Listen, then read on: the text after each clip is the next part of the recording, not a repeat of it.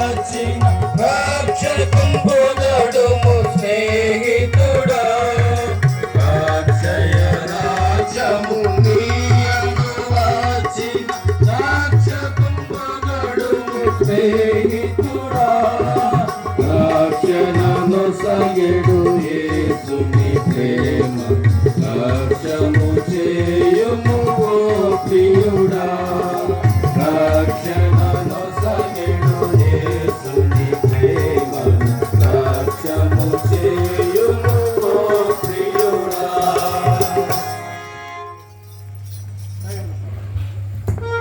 దయచేసి మనం లేచి నిలబడి చాలా సేపు కూర్చున్నాం. లేచి నిలబడి బైబిల్ పల్లవాడుకుంటున్నాం. ముందుకు సర్దుకొని కూర్చొని వచ్చే వాళ్ళకి దయచేసి ముందుకొని సర్దుకోండి. రండి వచ్చి ముందుకు సర్దుకొని కూర్చోండి. బలే బలే మాట బలే బలే మాట బంగారు మాట బైబిల్లో మాట యేసు మాట బలే బలే మాట బంగారు మాట బైబిల్లో మాట యేసు మాట నా జీవితాన నీ జీవితాన పరువాని మాట యేసు మాట నా జీవితాన నీ జీవితాన పరువాని మాట యేసు మాట బలే బలే మాట బంగారు మాట బైబిలు మాట యేసు మాట బలే బలే మాట బంగారు మాట బైబిలు మాట యేసు మాట. దయచేసి కూర్చోండి.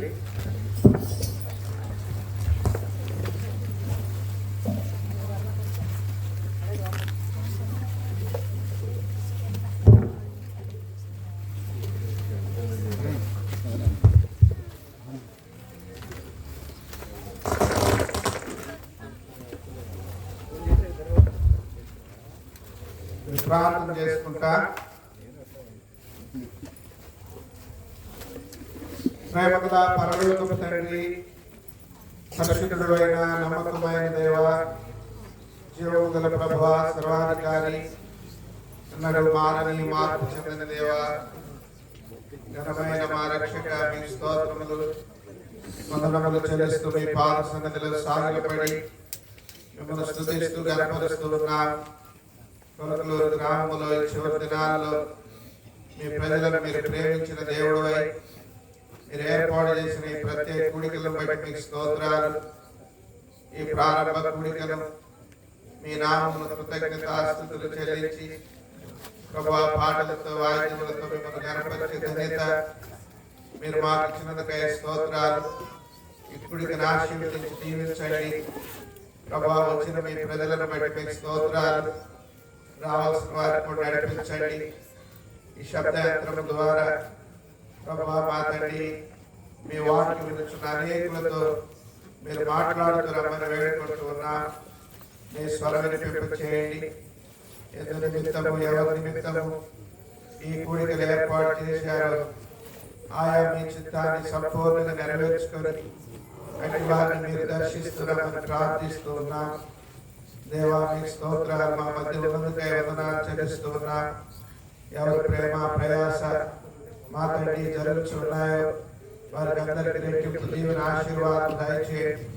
మీ స్తోత్రాలు. అన్ని పరిచర్యలో మా ప్రభు ఆయా రీతిగా కనబడకుండా ప్రయాసపడుతున్న బిడ్డలందరినీ జ్ఞాపకం చేసుకోండి ప్రభా. ప్రతి ఒక్కరికి కావాల్సిన ప్రతిఫలం దయచేయండి. మీ స్తోత్రాలు. మీ సేవకుని దర్శించి మీ ఆత్మ చేత నింపి బలపరిచి వాడుకోమని కృతజ్ఞతాస్తుతులు మీరు చెల్లిస్తూ ప్రభువైన యేసుక్రీస్తు వారి పరిశుద్ధమైన నామం పేరిట స్తుతించి వేడుకొనుచున్నాము తండ్రి. ఆమేన్.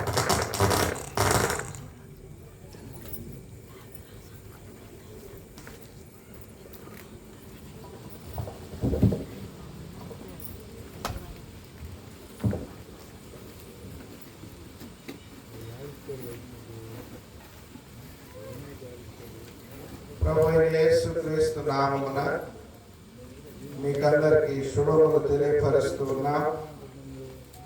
3 దినాలు దేవుడి గ్రామమును గ్రామ ప్రజలను ప్రేమించి ఈ ప్రత్యేక కూడికలు ప్రభు ఏర్పాటు చేసినందుకు ప్రభు కూడా మనమంతా ఎంతో కృతజ్ఞులమైనా ప్రియమైన వారులారా, ఈ ప్రత్యేక కూడికల కొరకై ఇవ్వబడిన దేవుని యొక్క వాక్యము 2వ కొరింథీయులకు రాసిన పత్రిక 3వ అధ్యాయం, కొరింథీయులకు రాసిన 6వ అధ్యాయం, క్షమించండి, 2వ కొరింథీ 6వ అధ్యాయం 3వ వచనం అందరం కలిసి చదువుకుంటారు.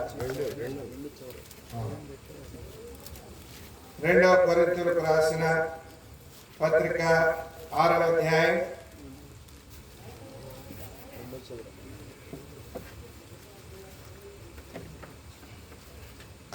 అందరం కలిసి చదువుకుంటారు. దేవుని యొక్క వాక్యం బైబిల్ ఉన్నవారు దేవుని యొక్క వాక్యమును తీసి స్పష్టంగా బిగ్గరగా చదవండి. 6వ అధ్యాయం 2వ వచనం అందరం కలిసి చదువుకుంటారు. అనుకూల సమయమందు నీ మనవి ఆలకించితిని, రక్షణ దినమందు నిన్ను ఆదుకొంటిని అని ఆయన చెప్పుచున్నాడు కదా. ఇదిగో ఇప్పుడే మిక్కిలి అనుకూలమైన సమయము, ఇదిగో ఇదే రక్షణ దినము. మరలా చదువుకుంటా. అనుకూల సమయమందు నీ మనవి ఆలకించితిని, రక్షణ దినమందు నిన్ను ఆదుకొంటిని అని ఆయన చెప్పుచున్నాడు కదా. ఇదిగో ఇప్పుడే మిక్కిలి అనుకూలమైన సమయం, ఇదిగో ఇదే రక్షణ దినము. దేవుడు చదవని వాక్య భాగమును ప్రభు మన కొరకు దీవించి మనతో మాట్లాడుగాక. ప్రియమైన వారులారా, దేవాతి దేవుడు ఈ మాటను తెలియపరుస్తూ ఉన్నాడు. ఇదిగో ఇదే రక్షణ దినము. ఇదిగో అంటున్నాడంటే సమీపముగా ఉండి మాట్లాడుతున్నట్లు అర్థం. ఇదిగో ఇదే రక్షణ దినం, ఇదే అనుకూలమైన సమయం. ఎందుకు ఈ మాటలు మాట్లాడుతున్నాడంటే ఈ సమయము దాటిపోతే తిరిగి రానిదని మనం గుర్తుపెట్టుకోవాలి. ఈ సమయము దాటిపోతే రాదు, ఈ రక్షణ దాటిపోతే నీకు దొరకదు అని గుర్తుపెట్టుకోవాలి. కనుక ప్రియులారా, సమయమును గురించి మనం మొట్టమొదట తెలుసుకోవాలి. రక్షణ పొందుటకు ప్రతి మానవుడు ఎందుకు ఎప్పుడు ఇదే రక్షణ దినమని వ్రాయబడింది, ఇదే మిక్కిలి అనుకూల సమయం నీకని వ్రాయబడింది అని మనము ఆలోచన చేస్తే సమయమును గురించి మనము తెలుసుకోవాలి. ఈ భూమి మీద మానవునికి అన్నిటికంటే విలువైనది ఏంటి చెప్పండి? దేవుడిచ్చిన దానిలో అన్నిటికంటే విలువైనది సమయం. ఈ సమయము 1 గంట గడిచిపోయినా మనము తిరిగి కొనుక్కోలేనిది. కనుక సమయం అనేటువంటిది మానవుని యొక్క జీవితంలో ఏ రీతిగా జరిగిపోతుంది అంటే దేవుని యొక్క వాక్యంలో చూడండి. ప్రియమైన వారులారా, చదువుకుంటాము దేవుని యొక్క వాక్యంలో. ఒక మాట చదవండి. యోబు గ్రంథం 17వ అధ్యాయం, యోబు గ్రంథం 17వ అధ్యాయం 11వ వచనం. నా దినములు గతించెను, నా దినములు గతించెను, నా యోచన నిరర్ధకమాయెను, నా యోచన నిరర్ధకమాయెను, నా హృదయవాంఛ భంగమాయెను, నా హృదయవాంఛ భంగమాయెను. ప్రియమైన వారులారా, మానవులతో దేవుని యొక్క వాక్యం సెలవిస్తా ఉంది. భక్తుడు అంటున్నాడు, ఏమంటున్నాడు? నా దినములు గతించెను. గనుక గతించిపోయిన దినమును వెనక్కి తెచ్చుకోలేవు. అందుకే రానున్న దినాలు నీకు మేలుకరముగా, లాభకరముగా, ఆశీర్వాదకరముగా ఉండాలంటే ఈ దినములను రక్షణ పొందాలి. గతించిపోతుంది. నా దినములు గతించెను, నా యోచన నిరర్ధకమాయెను. యోచన అంటే ఏంటి? ఆలోచన. నా యోచన నిరర్ధకమాయెను, నా హృదయవాంఛ భంగమాయెను. నా హృదయవాంఛ అంటే కోరిక. నా హృదయవాంఛ భంగమాయెను. సమయము గతించిపోతుంది, ఆలోచన వ్యర్థమైపోతుంది, ఆశ భంగమైపోతుంది. ఆశ భంగమైపోతుందంటే ఆశ కూడా చెరపబడుతుంది. నీ సమయం అయిపోయింది, నీ ఆలోచనే పోయింది, ఇంకా నీకు ఆశ ఉంటుంది. అందుకనే నేనే సమయం పోకముందే, నీ ఆశ భంగము కాకమునిపే, నీ హృదయ వాంఛ, నీ కోరిక ప్రియమైన వారులారా తీరకముందే, నీ కోరిక భంగము కాకముందే రక్షణ పొందాలి. రండి, సమయం గురించి ఇంకా 2 మాటలు చూసుకొని ముందుకు పోతాం. దేవుని యొక్క వాక్యంలో చదవండి. 21వ అధ్యాయం 13వ వచనం. 21వ అధ్యాయం 13వ వచనం. యోబు గ్రంథం. వారు శ్రేయస్సు కలిగి తమ దినములు గడుపుదురు. ఒక్క క్షణములోనే ఈ భూమి మీద రక్షణ లేకుండా, పాప క్షమాపణ లేకుండా, యేసు ప్రభునందు పరిశుద్ధ జీవితం లేకుండా నీ దినములన్నీ ఎలా గడుపుతున్నారట చదవండి. వారు శ్రేయస్సు కలిగి సుఖ సౌఖ్యములతో నువ్వు గడిపిన నీ దినములన్నీ చదవండి. ఒక్క క్షణములోనే పాతాళమునకు దిగుదురు. నీ దినాలన్నీ నాకేం పర్లేదు బ్రదర్, తింటానికి ఉండటానికి బాగుంది, నాకు ఈ రక్షణతో పని లేదు అనుకుంటున్నావేమో. దేవుని వాక్యం సెలవిస్తా ఉంది, ఒక్క క్షణములోనే ఎక్కడికి వెళ్ళిపోతారట? పాతాళానికి వెళ్ళిపోతారు. అందుకే మానవుడా, నీకు రక్షణ అవసరమని దేవుని యొక్క వాక్యం సెలవిస్తా ఉంది. మరొక మాట చదవండి.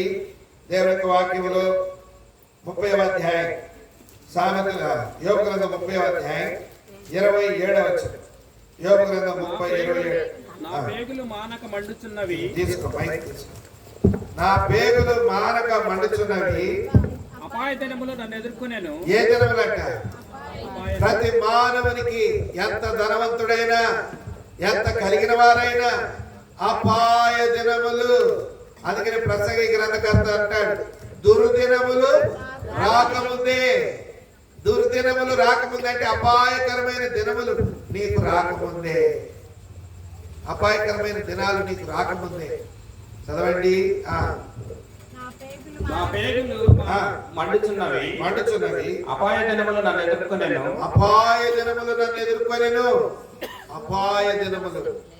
కనుక అందుకే ప్రతి మానవునికి రక్షణనివ్వటానికి రక్షకుడుగా ఈ లోకానికి వచ్చాడు. ఎవరి రక్షకుడు? ప్రభు అయిన యేసుక్రీస్తు వారు. ఆయన పేరులోనే అర్థం ఏముంది? యేసు అనగా రక్షకుడు అని అర్థం. అందుకనే ప్రతి మానవుడు అపాయకరమైన దినములు ఎదుర్కొనక ముందే రక్షణ పొందాలి. రండి చదవండి. 78వ కీర్తన 33వ వచనం. కీర్తన 78:33. కీర్తన. కాబట్టి ఆయన వారి దినములు ఊపిరి వలె గడిచిపోజేసెను, వారి సంవత్సరములు అకస్మాత్తుగా గడిచిపోజేసెను. ఒక దినం కాదు, 2 దినాలు కాదు. రక్షణ లేని మానవుడా, నీ సంవత్సర దినములన్నీ ఎలా గడిచిపోయినాయి అంట? ఊపిరి వలె అకస్మాత్తుగా. అంటే దీని అర్థం ఏంటంటే, అకస్మాత్తుగా నువ్వు లోకం విడవుటకు సిద్ధముగా ఉన్నావు. ఎంతో మంది రక్షణ లేని వారు అకస్మాత్తుగా లోకం విడిచిపెట్టారు. అకస్మాత్తుగా అనే మాట చాలా ప్రాముఖ్యం. క్షణములోనే అనే మాట చాలా ప్రాముఖ్యం. రైట్, ఇంకా క్రిందికి వస్తే దేవుని యొక్క వాక్యం చదవండి. 102వ కీర్తన 3వ వచనం. కీర్తన 102:3. 102. పొగ ఎగిరిపోవునట్లుగా నా దినములు తరిగిపోవచ్చున్నవి. పొగ ఎగిరిపోవునట్లుగా. ఎంతసేపు ఉంటుందండి పొగ? ఎంతసేపు? పొయ్యిలో నుంచి వచ్చిన పొగ బయటకు వచ్చాక ఎంతసేపు ఉంటుంది? కొద్దిసేపే. ఆ రీతిగా దినాలు ఏమవుతున్నాయంట? తరిగిపోవచ్చున్నవి. కాలిపోయినట్లు. కనుక పొగ ఎగిరిపోయినట్లుగా దినాలు గడిచిపోతున్నాయి. 11వ వచనం కూడా చదవండి. 11. నా దినములు సాగిపోయిన నీడన పోలినవి, గడ్డి వలె నేను వాడి ఉన్నాను. సాగిపోయిన నీడ వలె ప్రతి వాని యొక్క దినాలు గతించిపోతా ఉన్నాయి, గడిచిపోతా ఉన్నాయి. దినములు, వారములు, మాసములు, సంవత్సరాలు గతించిపోతా ఉన్నాయి. రక్షణ లేకుండా ప్రియమైన మానవులారా, సహోదరులారా, రక్షణ లేని గ్రామ ప్రజలారా, ఈ రాత్రికాల సమయంలో ప్రభువైన యేసుక్రీస్తు వారు ఆయన సెలవిస్తున్నాడు, ఇదిగో ఇదే రక్షణ దినం. కనుక దినాలు గడిచిపోతున్నాయి, రేపు మాపడడానికి లేదు. నీ దినాలు ఏ రీతిగా ఖర్చు అయిపోతున్నాయి. చూడండి, ఇంకో మాట చదువుకుంటాం. 23వ వచనం కూడా చదవండి. 23వ వచనం. నేను ప్రయాణం చేయుచుండగా ఆయన నా బలము కృంగజేసెను. నా దినములు కొద్దిపరచెను. బుద్ధి చేశాడంట దినాలు. మానవుని యొక్క దినాలు కొద్దిగా చేశాడు. ఆరంభ దినాలు చూసుకుంటే ఆది కాండం నుండి భక్తులైన వారు 100 సంవత్సరాలు బ్రతికారు. 100 సంవత్సరాలు ఆ రీతిగా గడుస్తూ రాగా సంవత్సరాలు గడుస్తూ రాగా దేవుడు మానవుని యొక్క ఆయుష్ దినాలు ఎట్లా చేశాడంట? కొద్దిగా చేశాడు. ఈ కొద్దిగా దినాల్లో నువ్వు రక్షణ పొందితే నీకెంతో మేలు. ఈ కొద్దిగా దినాల్లో నువ్వు రక్షణ పొందితే నీకెంతో ఆశీర్వాదం. ఈ రక్షణలో సంతోషం ఉంది. ఆయన ఇచ్చే రక్షణను పొందుకుంటే దీనిలో సమాధానం ఉంది. ఆయన ఇచ్చే రక్షణ నీకెంతో లాభదాయకం. దినాలు గడిచిపోతున్నాయి. తర్వాత మానవుని యొక్క జీవితం ఎలాగా సమస్యపోతుంది భూమి మీద, అవి కూడా 2-3 మాటలు చూసుకుంటాం. చదవండి దేవుని యొక్క వాక్యములో ఆదికాండం 27వ అధ్యాయం 2వ వచనం. ఆదికాండం 27:2. అప్పుడు ఇస్సాకు ఇదిగో నేను వృద్ధుడను, నా మరణ దినము నాకు తెలియదు. ప్రతి మానవుడు ఎరగాల. రక్షణ దినం అన్నాడు కదా, మనం ఎరగని దినాలు ఏవేంటో తెలుసా? జనన దినం ఎరగం. జనన దినం ఎరుగుతామా? ఎరగం. అందుకనే ఏస్కేల్ 16లో ఉంటుంది చూడండి. నీవు పుట్టిన నాడు చూడగా, చదవండి ఏస్కేల్ గ్రంథం 16వ అధ్యాయం. ఏస్కేల్ 16:4 వచనం. నీ జనన విధము చూడగా నీవు పుట్టిన నాడు నీ నాభి మాత్రము కోయబడలేదు. కోయబడలేదు. శుభ్రమగుటకు నీవు నీళ్లతో కడగబడలేదు. వారు నీకు ఉప్పు రాయకపోయి బట్ట చుట్టకపోయి ఈ పనులలో ఒకటైనను నీకు చేయవలనని ఎవరునూ కటాక్షింపలేదు. నీ యందు జాలిపడిన వాడు ఒకడును లేడు. నీవు పుట్టిన నాడే బయట నేలను పారవేయబడి చూడ అసహ్యముగా ఉంటివి. మనం పుట్టినరోజు మనకు తెలిస్తే బయట ఉంటామా? మనం పుట్టినరోజు మనకు తెలిస్తే చూడ అసహ్యంగా ఉంటామా? ఎదిగొచ్చాక చూడు, ఎన్ని రంగులు, ఎన్ని బట్టలు, ఎన్ని మెరుపులు. అందుకే దేవుని యొక్క వాక్యం ఎరగాలి. మానవుడు తాను పుట్టిన దినమును తాను ఎరగడు. నువ్వు పుట్టిన నాడు చూడ అసహ్యముగా ఉంటివి. జాలిపడిన వాడు ఒకడును లేకపోయాను. నీవు పుట్టిన నాడే బయట నేలను పారవేయబడి చూడ అసహ్యముగా ఉంటివి. అయితే నేను నీ యొద్దకు వచ్చి చూడ అసహ్యముగా ఉంటుంది. అందుకని దీనిని బట్టి మనం చూస్తే మనము పుట్టిన దినము మనకి తెలియదు, మరణ దినం తెలియదు అన్నాడు కదా. చదవండి 27వ అధ్యాయం ఆదికాండం. అప్పుడు ఇస్సాకు ఇదిగో నేను వృద్ధుడను, నా మరణ దినము నాకు తెలియదు. పుట్టిన దినము తెలియదు, చచ్చిన దినము తెలియదు, చనిపోయే దినము తెలియదు. మరి ఏమి తెలుసు?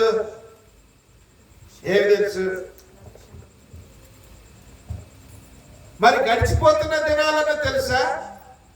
గడిచిపోతున్న దినాల గురించి ఏమని రాయబడింది?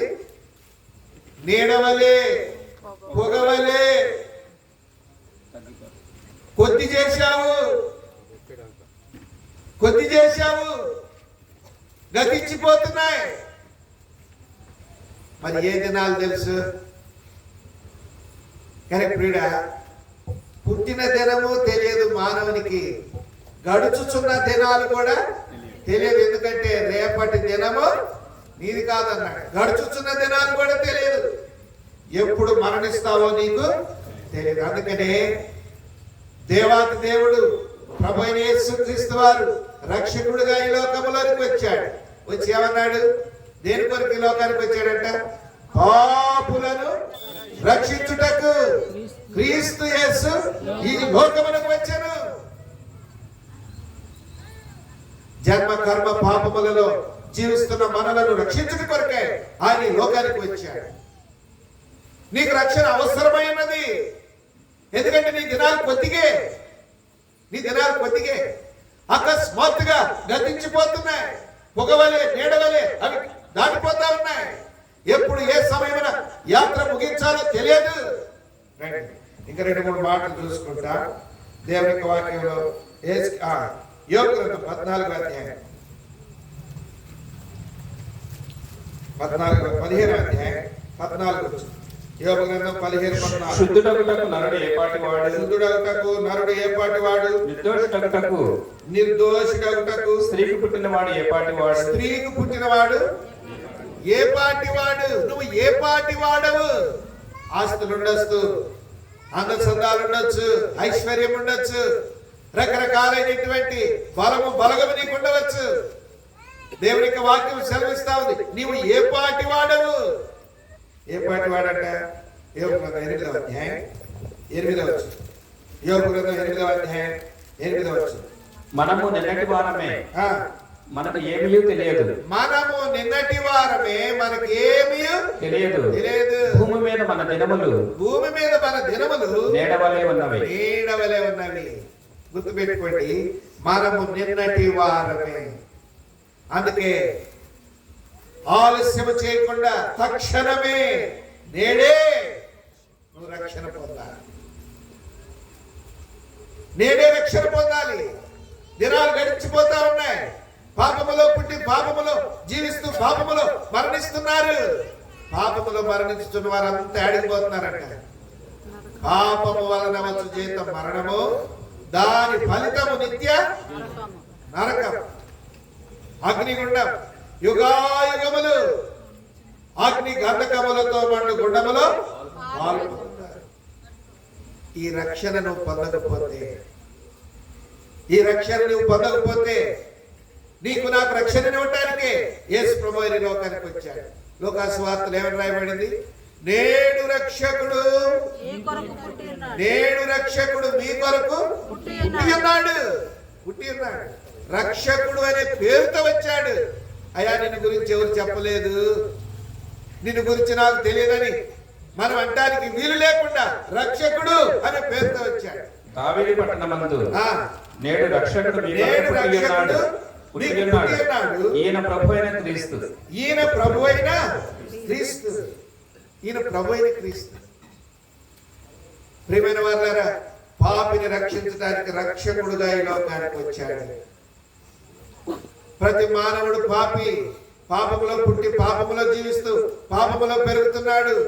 ఏంటి మానవుని కంటిన ఆది పాపము? ఆజ్ఞ అతిక్రమమే పాపం. అక్కడి నుండి ప్రారంభమై పాపిగా జీవిస్తూ ఉన్నాడు. పాపం వల్ల కలిగే పర్యవసానాలు ఏంటో ఎరిగితే ఈ రక్షణ నీకు అవసరమో కాదో నీకు అర్థమవుతుంది. వాటిని ఒక్కొక్కటి మనం చూసుకుంటాం. దేవుని యొక్క వాక్యంలో ఆదికాండం 4వ అధ్యాయం 5వ వచనం. ఆదికాండం 4వ అధ్యాయం 5వ వచనం. కయీనును అతని అర్పణను ఆయన లక్ష్య పెట్టలేదు. కాబట్టి కయీనుకు మిక్కిలి కోపం వచ్చి అతడు తన ముఖము చిన్నబుచ్చుకొనగా యెహోవా కయీనుతో నీకు కోపమేలా? ముఖము చిన్నబుచ్చుకొని ఉన్నావే. చిన్నబుచ్చుకోవడం అంటే ఏంటి తెలుసా? చిన్నబుచ్చుకున్నావేంటంటే వాడికి పదం చెప్పండి. సిగ్గుపడుతున్నాడు. సిగ్గు అందుకనే అంటున్నాడు, నీ ముఖమును నువ్వు చిన్నపుచ్చుకుంటావేంటి? అవమానము కూడా, సిగ్గు అవమానం రెండు దగ్గర సంబంధం, పరే అయిపోతారు. అవమానం, సిగ్గు. ఏం చేస్తున్నాడంటే తన ముఖము సత్క్రియ చేసిన ఎడల. సత్క్రియ అంటే మంచి పని. మంచి పని చేస్తే నువ్వు సిగ్గుపడవు. తల ఎత్తుకొనవా? తల ఎత్తుకొనవా? సత్క్రియ చేయని ఎడల సత్క్రియ చేయని ఎడల వాకిట పాపము వాకిట పాపము వచ్చి ఉండదు. నీ ఎడల దానికి వాంఛ కలుగును. నీ ఎడల దానికి వాంఛ కలుగును. నీవు దానిని ఏలుదువని. గనుక ప్రియులారా, మొట్టమొదటిది పాపము మానవునికి సిగ్గు తెస్తుంది, సిగ్గుపరుస్తుంది. ఈనాడు ఎంతగా దిగజారిపోయారు మానవులంటే, సిగ్గును విడిచిపెట్టేశారు. సిగ్గు లేదు. సిగ్గు పడవలసిన విషయములందు తాము అతిశయించుచున్నారు అని బైబిల్ సెలవిస్తా ఉంది. సిగ్గుపడవలసిన విషయాల్లో వారు అతిశయపడుతున్నారు. సిగ్గుపడట్లేదు, ఎవరికి సిగ్గుపడట్లేదు. కానీ ప్రియులారా, ఆ రీతిగా పాపము మానవుని సిగ్గుపరుస్తుంది, సిగ్గుపరుస్తుంది. ఎంతకాలం ముఖం కప్పుకుంటూ సిగ్గుతో అవమానముతో పాపిగా జీవిస్తూ పాపములో కొనసాగుతూ ఉంటారు. ఇట్టి సిగ్గు నుండి నిన్ను తప్పించడానికి, నీకు సిగ్గు లేకుండా నీ ముఖము ఎత్తుకునేటట్లుగా చేయటానికి దేవాతి దేవుడు ప్రభువైన యేసుక్రీస్తు వారి లోకానికి వచ్చాడు. ఆయన ఇచ్చే రక్షణగా నువ్వు పొందుకుంటే, ఆయన ఇచ్చే రక్షణగా నువ్వు పొందుకుంటే నీకు సిగ్గు ఉండదు. ఇక నువ్వు సిగ్గుపడనక్కరా లేదు, ధైర్యముగా మాట్లాడతావు. కనుక పాపము మొట్టమొదట మానవునికి ఏం తెస్తుందంట? సిగ్గును తెస్తుంది, సిగ్గును తెస్తుంది. రండి, రెండవ చదవండి దేవుని యొక్క వాక్యములో సంఖ్యాకాండం 32వ అధ్యాయం 23వ వచనం. సంఖ్యాకాండం 32:23. మీరు అట్లు చేయని ఎడల మీరు అట్లు చేయని ఎడల యెహోవా దృష్టికి పాపము చేసిన వారగుదురు. యెహోవా దృష్టికి పాపము చేసిన వారగుదురు. కనుక మీ పాపము మిమ్మల్ని పట్టుకొనును. మీ పాపము మిమ్మల్ని పట్టుకొనును. ప్రియ సహోదరుడా, సహోదరి, లోకములో ఎంత పాపము చేసినా నువ్వు పాపమని ఎవరు అనకపోవచ్చు. నువ్వు పాపము చేసినా నువ్వు మేలే చేస్తున్నావు, మంచి చేస్తున్నావు అనొచ్చు. లేకపోతే నీ పాపం ఎవరికి తెలియదులే అని నువ్వు అనుకోవచ్చు. ఒక దినమున పాపము అనేటువంటిది మానవుని పట్టుకుంటది. పాపం మానవుని పట్టుకుంటది. ఒకసారి మా చిన్నప్పుడు విబిఎస్ జరిగింది. విబిఎస్ లెసన్లో, క్లోజింగ్ లెసన్లో ఒక లెసన్ వచ్చింది. ఒక ఆయన కోడి పెంచుకుంటున్నాడు. ఆ కోడి పాపం గుడ్డుకొచ్చి రోజు గుడ్డు పెట్టిపోతుంది. రోజు గుడ్డు పెట్టిపోతుంటే 2 రోజులు తీసుకున్నాడు. 3వ రోజు నుంచి గుడ్డు కనపట్టి, అది ఏమవుతుంది? వేసిన తాళం వేసినట్టే ఉంటుంది. పొలం పోయేసరికి గుడ్డు ఉంటుంది. తర్వాత పరిశీలనగా తెలుసుకోగా ఏం జరిగిందంటే, ఆయన ఒకరోజు పొలం నుంచి వస్తాడంటే ఈ పొలంలో నుంచి బయటికి వెళ్ళిపోతుంది. అంటే రోజు ఇది ఏం చేస్తుంది? గుడ్డు తింటుంది. ఈ గుడ్డు తినేసి శుభ్రంగా మింగేసిపోతుంది. ఆయన ఇప్పటికీ 10 రోజుల నుంచి గుడ్డులు లేకుండా అయిపోతుంది. ఇది చేస్తుంది, రోజు ఇది తింటుంది అని చెప్పేసి ఏం చేశాడంటే, ఒకరోజు ఆయన ఇంట్లో పారగుడ్డు ఒకటి తెప్పించి, ఎందుకంటే ఇంట్లో గుడ్డులు లేవు, పారగుడ్డు ఒకటి తెప్పించి దాన్ని పొయ్యి మీద ఉడకబెట్టేసి ఈ కోడిని వేరే చోట కట్టేసాడు. అది రోజు యథావిధిగా వచ్చి గుడ్డు తినిపోవటానికి వచ్చినట్టు దాని చోటుకి అది వచ్చింది. శుభ్రంగా రోజు మింగినట్టు ఈ గుడ్డును కూడా మింగి, ఈ పాంబోయే కంద దగ్గర చిన్న కంద ఉంటుంది కదా, ఆ కంద దగ్గర రాగానే పాము గుడ్డును మింగగానే పొట్ట ఎట్టుంటది? లావు. రోజు ఆ కంద దగ్గరకు వచ్చి అటు ఇటు మెసులుతుంటే పుట్టుకు మరి పగలగానే పోతుంది. అమ్మాయి అయ్యా అటు తప్పిపోయాయి. అటు శుభ్రంగా 10 రోజులు 10 గుడ్లు మింగింది. మనోడు వచ్చాడు కదా, ఆ రోజు పెంపు తీయకుండా గుడ్డు ఉడకబెట్టి పెట్టాడు. ఇంకా యథావిధిగా మింగింది. ఇంకా అదన్నా కానీ పారగుడ్డు ఎంత ఉంటుంది? కోడిగుడ్డు నాటుగుడ్డు చిన్నదిగా ఉంటుంది. ఇదే బాగా ఎంతలా గుడ్డు ఉడకబెట్టి పెట్టాడు. ఇక ఇది రోజులాగా మింగేసి ఇక తన్నుకులాడుతుంది. అబ్బో ఎంత తన్నుకులాడేది, పగిలేది కాదు. ఎందుకంటే అది ఏమైంది? అది ఉడకబెట్టింది గుడ్డు. ఇక మనవాడు రానే వచ్చాడు వస్తే సగం బయట ఉంది, సగం లోపల, సగం బయట ఉంది, సగం లోపల. ఇంకా ఎంత బారు కర్ర తీసుకొచ్చి తలకాయ మీద పెట్టి బాధేసి దాన్ని ఏం చేశాడు, సంపాదలు పడేసి పేడ ఎరగడైపోయింది. 10 గుడ్డులు తిన్నావు, సామాన్యమైన దానివి కాదు నువ్వు అని చెప్పేసి చంపేసి బయట పడేసేసాడు. ఏం చదువుకున్నాం మనం? నీ పాపం ఎవరు చదువులేదు అనుకుంటావేమో, నేను పాపిని కాదులే అనుకుంటావేమో, దాన ధర్మాలు చేస్తున్నా, ఆయా రీతిగా భక్తి కార్యాలు చేస్తున్నా అనుకుంటున్నావేమో. నీ పాపము ఒక దినమున నిన్ను పట్టుకుంటది. అందుకే నువ్వు రక్షణ పొందాలి. పాపులను రక్షించుటకు క్రీస్తు యేసు ఈ లోకమునకు వచ్చాను. నువ్వు పాపివి, నువ్వు గాన ఈ రక్షణ పొందకపోతే మొట్టమొదట నీ పాపం నీకేం చేస్తుంది? సిగ్గు చేస్తుంది. రెండవది నీ పాపము నిన్ను పట్టుకుంటది. తర్వాత ఏమైందంట? మూడవది 2వ రాజుల గ్రంథం 5వ అధ్యాయం 25 2వ రాజుల గ్రంథం 5వ అతడు లోపలికి పోయి తన యజమాని ముందర నిలవగా ఎలీషా వారిని చూచి, గెహాజీ, నీవు ఎచ్చటి నుండి వచ్చిందని అడిగినందుకు వాడు, నీ దాసుడనైన నేను ఎచ్చటికి పోలేదని. అంతట ఎలీషా వానితో, ఆ మనుషుడు తన రథము దిగి నిన్ను ఎదుర్కొంటకు తిరిగి వచ్చినప్పుడు నా మనసు నీతో కూడా రాలేదా? ద్రవ్యమును వస్త్రములను ఒలీవ చెట్ల తోటలను ద్రాక్ష తోటలను గొర్రెలను ఎడ్లను దాసదాసీలను సంపాదించుకొనుటకు ఇది సమయమా? ఇక్కడ ఒక సంగతి చెప్తాను, మీకు తెలిసింది వచ్చు, కొంతమంది తెలియకుండా వచ్చు.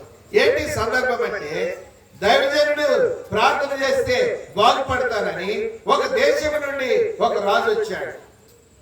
ఆయన వెండి బంగారాలు తీసుకొని వచ్చాడు. దైవజనుడు చెప్పిన ప్రకారం ఆయనకు స్వస్థత కలిగింది.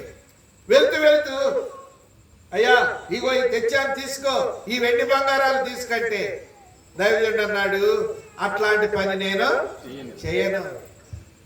అట్లాంటి వెండి బంగారములకు నేను తీసుకునేవాడిని కాను, మాకు అవసరం లేదు, మీరు తీసుకుపోండి. దైవజనుని దగ్గర ఎదుగుతున్న ఒక వ్యక్తి ఉన్నాడు. దైవజనుని దగ్గర ఎదుగుతున్న వ్యక్తి, ఆ వ్యక్తి పేరు గెహాజీ. ఈ సంగతి చూశాడు. ఏమొద్దంటున్నాడు? వెండి బంగారాలు వద్దంటున్నాడు. ఆయన వద్దైతే వద్దు, తీసుకొని నాకన్నా ఇవ్వచ్చు కదా అని చెప్పేసి ఈయన చాలా గుటకలేస్తూ ఆలోచన చేస్తున్నాడు. వద్దన్నారని వాళ్ళు దారిని బడి వెళ్ళిపోతాం మొదలు పెట్టారు. వాళ్ళు కొంత దూరం వెళ్ళాక ఈ దైవజనుడు లోపలికి పోయాడు. ఈ దగ్గర ఉన్న వ్యక్తి ఏం చేశాడంటే పరుగును పోయి, అయ్యా తీసుకురమ్మన్నాడు అని పోయి అడిగి తీసుకున్నాడు.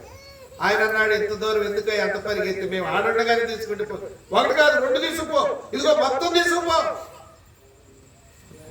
శుభ్రంగా తీసుకొని ఈ సంగతి దైవజనుడు ఎరిగి ఆ గెహాజీ లోపలికి రాగానే దైవజనుడు ఏమని అడుగుతున్నాడు తెలుసా?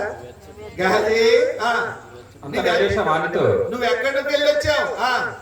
ఆ మనుషుడు తన రథం దగ్గర ఎదుర్కొంటకు తిరిగి వచ్చినప్పుడు నా మనసు నీతో కూడా రాలేదా? దైవజనుడు అడిగాడు, నువ్వు ఎక్కడికి వెళ్ళి వచ్చావంటే, నీ వెచ్చటి నుండి వచ్చిందని అడిగినందుకు వాడు నీ దాసుడనైన నేను పోలేదు. అప్పుడు ఏమంటున్నాడు దైవజనుడు? నా మనస్సు నీతో కూడా రాలేదా? ద్రవ్యము అంటే ఈ డబ్బులన్నీ తీసుకొని దారిని వస్తా, అమ్మయ్య రాజు వద్దంటే వద్దన్నాడు. ఎన్ని బట్టలు వస్తాయో, వీటికి ఎంత పొలం కొనుక్కోవచ్చు, ఎన్ని గేదెలు కొనుక్కోవచ్చు, ఈ సేవ లేదు, ఏమి లేదు, సేవే ఆలోచనలే చేసుకోవచ్చు అని చెప్పేసి కొంతమందికి 2 రకాల లాభాలు సంపాదిస్తారు దీంతో. అలాగే ఆలోచనలు చేసుకుంటూ దైవజనుడి దగ్గరికి వచ్చాడు. దైవజనుడి దగ్గరికి వస్తే దైవజనుడు ఏమో దేవుని ఆత్మ కలిగిన వాడే అడిగాడు, ఎక్కడికి పోయావంటే నేను ఎక్కడికి పోలేదు. అప్పుడు అంటున్నాడు, నా ఆత్మ నీతో కూడా రాలేదా? ద్రవ్యమును, వస్త్రములను, ఒలీవ చెట్ల తోటలను, ద్రాక్ష తోటలను, గొర్రెలను, ఎడ్లను, అమ్మో ఇంకా రాయడానికి పట్టలేదు కానీ కింద లోపల కోరిక. ఇంకా అబ్బా కూర్చుంటే లేపేవాళ్ళు, లేకపోతే కూర్చోబెట్టేవాళ్ళు ఎవరంటాడు? దాసీలు. మానవునికి ఎన్ని ఆలోచనలు, అక్రమమైన సంపాదనతో ఎన్ని అనర్థాలు తెలుసా? ఇన్ని ఆలోచనలు చేశాడు. అవన్నీ దైవజనుడు ఎరుగుదు. ఇవన్నీ సంపాదించుకుంటానికి ఇది సమయమా? నువ్వు దేవునింటిలో ఉన్నావు, దేవుని పేరుట ఇవన్నీ నువ్వు చేయవచ్చునా? కాబట్టి కలిగిన కుష్టు వదిలించుకోవటానికి వచ్చాడు ఆయన. ఎవరు? ఆ దేశపు రాజు నయమాన్. ఏం వదిలించుకోవటానికి? కుష్టి రోగం వదిలించుకోవటానికి వచ్చాడు. ఇప్పుడు అంటున్నాడు దైవజనుడు, నయమానుకు కలిగిన కుష్టి నీకును నీ సంతతికి సర్వకాలం అట్టిండును అని చెప్పాడు. ఆయన వదిలించుకొని పోతే మనోడేమో తగిలించుకున్నాడు.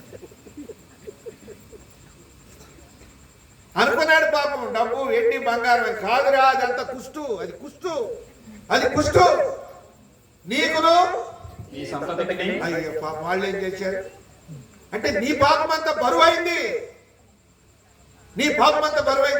నీవు అనుభవించటమే కాదు, నీవును ఈ సంతతికి నీ సంతతికి సర్వకాలము అంటే ఏ కాలం అంటే సర్వకాలం. భవిష్యత్తు ఈ రోజుల్లో కుష్టి రోజులు ఈ ఊర్లో ఎవరన్నా ఉంటే అదే నియమం.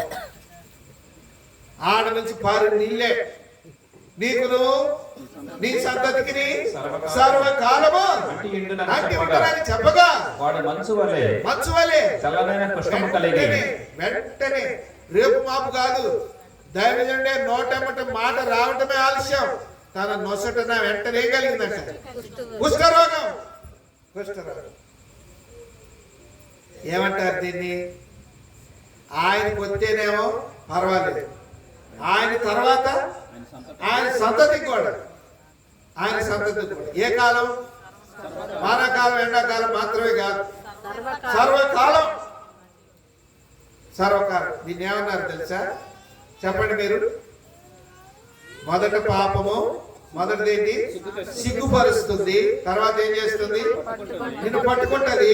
తర్వాత ఏం చేస్తుంది? నిన్ను శాపానికి గురి చేస్తుంది. నాయన దైవజనుడి దగ్గరికి పోయి ఈ శాపం తెచ్చుకోవటానిక ఆయన దగ్గర పని చేసింది, దేవాలయంలో ఉంది ఇందుకొరక అని ఇంటికి పోతే తల్లి పిల్లల మీద పడి ఆడ ఆశీర్వాదము తెచ్చుకోవాల్సిన దానికి బదులు దేవుని ఇంటికి పోయి శాపాన్ని తెచ్చుకున్నాడు. ప్రియమైన సోదరుడా, ఇటువంటి శాపగ్రస్తమైనటువంటి జీవితానికి అవసరం నేడు రక్షకుడు మీ కొరకు.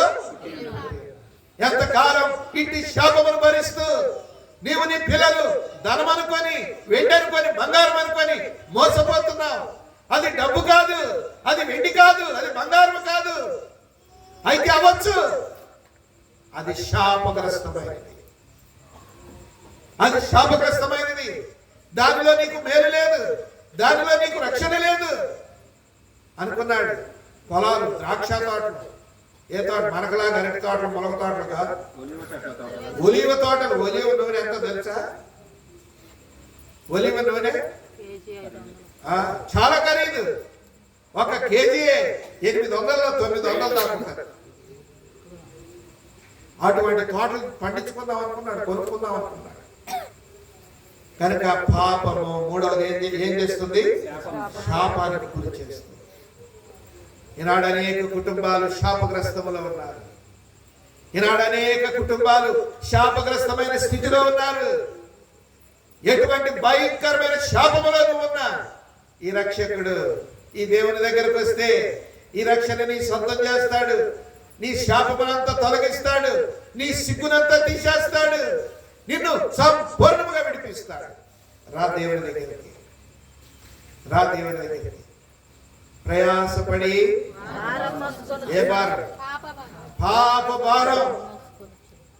పాప భారమును మోసుకొనుచున్న సమస్త జనులారా నా యొద్దకు రండి, నేను మీకు విశ్రాంతిని నేను కలుగజేస్తాను. మీకు విశ్రాంతిని కలుగజేస్తాను.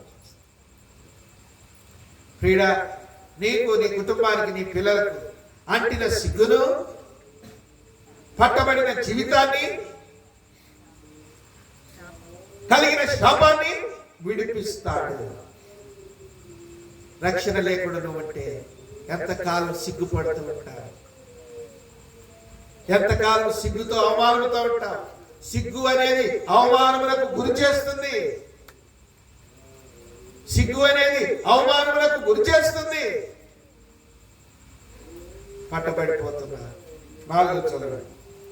4 దానియేలు 5వ అధ్యాయం 33వ వచనం. రక్షణ లేకపోతే గుర్తుపెట్టుకో, ఎంతకాలం ఈ భూమి మీద ఉన్నా నా దినాలు బాగున్నాయి అనుకుంటున్నావేమో. నీ దినాలు సాగిపోయినా నీడ, నీ దినాలు గాలిలో ఎగిరిపోయే ఆవిరి, నీ దినాలు కొద్దివే. గుర్తుపెట్టుకో. చదవండి దేవుని యొక్క వాక్యంలో దానియేలు గ్రంథం 5వ అధ్యాయం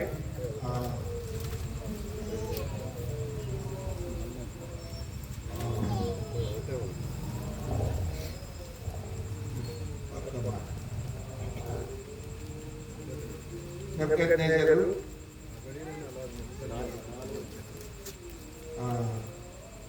గడ్డి తింటాడు. 23 4:33.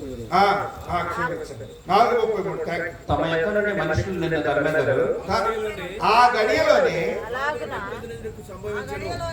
అలాగున నెబుకద్నెజరుకు సంభవించెను.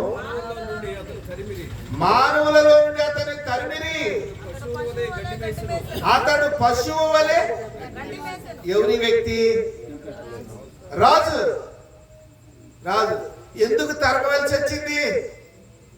రాజును తరిమారండి, రాజును తరిమారు. ఇంకా పైన చదవండి, ఇంకా పైకి వెళ్దాం. చూడండి. తమ యొక్క నుండి మనుషులు నిన్ను తరిమెదరు. ఇంకా పైన